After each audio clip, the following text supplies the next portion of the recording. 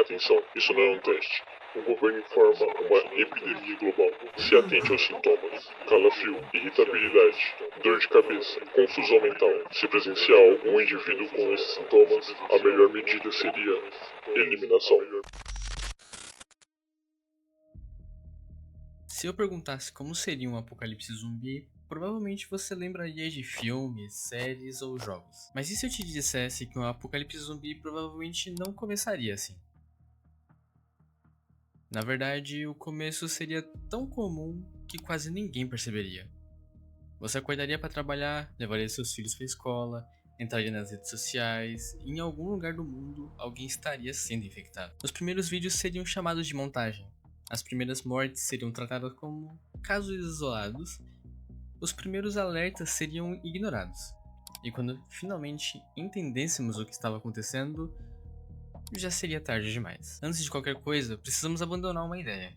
Um apocalipse zumbi não começaria com mortes saindo de seus túmulos. Por mais comum que essa imagem seja, ela simplesmente não faz sentido do ponto de vista biológico.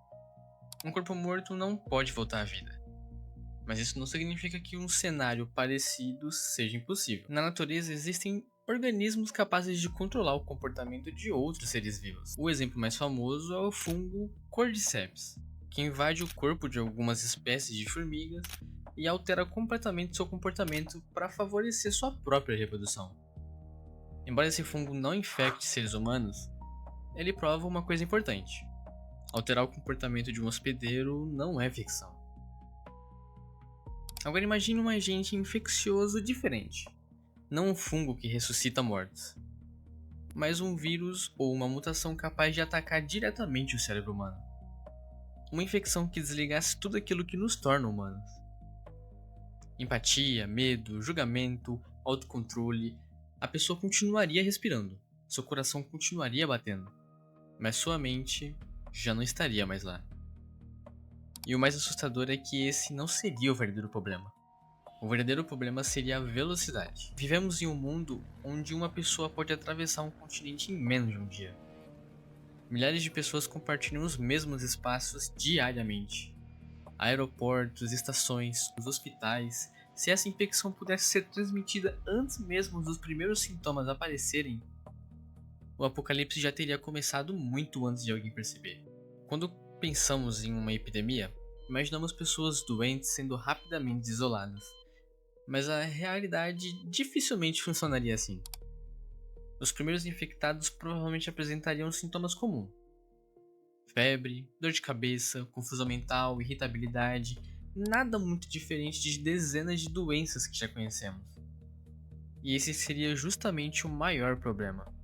Ninguém suspeita que o fim do mundo acabou de começar. Enquanto o infectado nem sabe que foi infectado, ele espirra, toca no corrimão do metrô, aperta o botão do elevador, abraça um familiar, entra em um avião e, sem perceber, leva a infecção para outro estado, outro país e até outros continentes.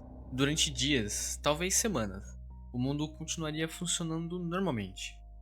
As pessoas ainda estariam indo ao trabalho, influenciadores continuariam postando vídeos, campeonatos continuariam acontecendo, porque ninguém acredita que o mundo pode acabar. Até que ele esteja acabando. Os primeiros vídeos aparecem. Uma pessoa ataca desconhecidos no meio da rua. Outro caso acontece em um hospital. Depois em uma escola. Depois em um aeroporto. E em poucas horas, a internet faz o que sempre faz.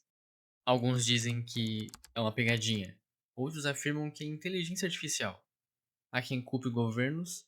Há quem diga que tudo faz parte de uma conspiração. Enquanto milhões discutem o que está acontecendo, ninguém percebe que já é tarde demais. É aqui que os filmes costumam errar. Eles nos fazem acreditar que os zumbis destruiriam a humanidade. Mas provavelmente eles nem precisariam. Em poucas horas, os mercados seriam saqueados, os hospitais entrariam em colapso, as estradas ficariam completamente congestionadas. O combustível acabaria, sem trabalhadores, a energia começaria a falhar, sem manutenção a água deixaria de chegar. E quando isso acontece, os infectados deixariam de ser o maior dos seus problemas. Porque pode ser que nesse momento você ainda não esteja infectado, mas você vai ficar com fome, com sede vai estar sem energia e sem ajuda, e ainda por cima cercado por milhões de pessoas tão desesperadas quanto você. No fim, o silêncio voltaria. Não haveria mais filas nos mercados, não haveria mais trânsito, nenhum avião cruzando o céu, nenhuma notificação no celular, nenhum jornal, nenhuma transmissão. A humanidade passou milhares de anos construindo cidades. Levou séculos para conectar o mundo. Criar máquinas capazes de atravessar oceanos.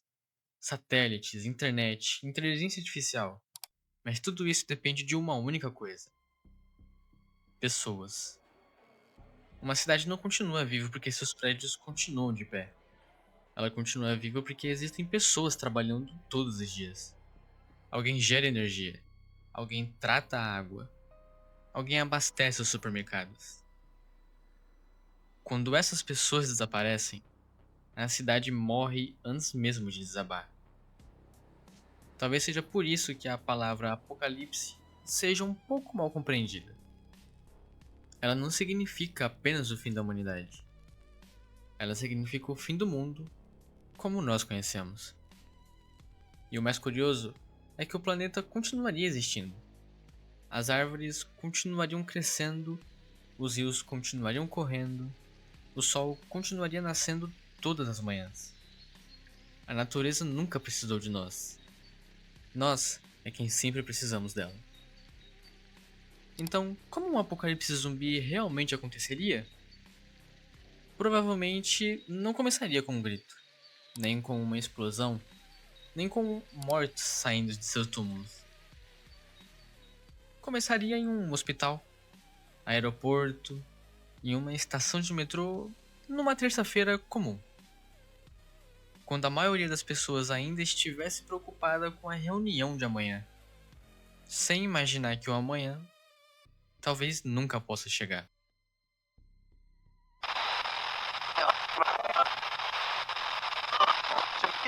Se alguém estiver ouvindo essa mensagem, permaneça onde estiver. As equipes de resgate já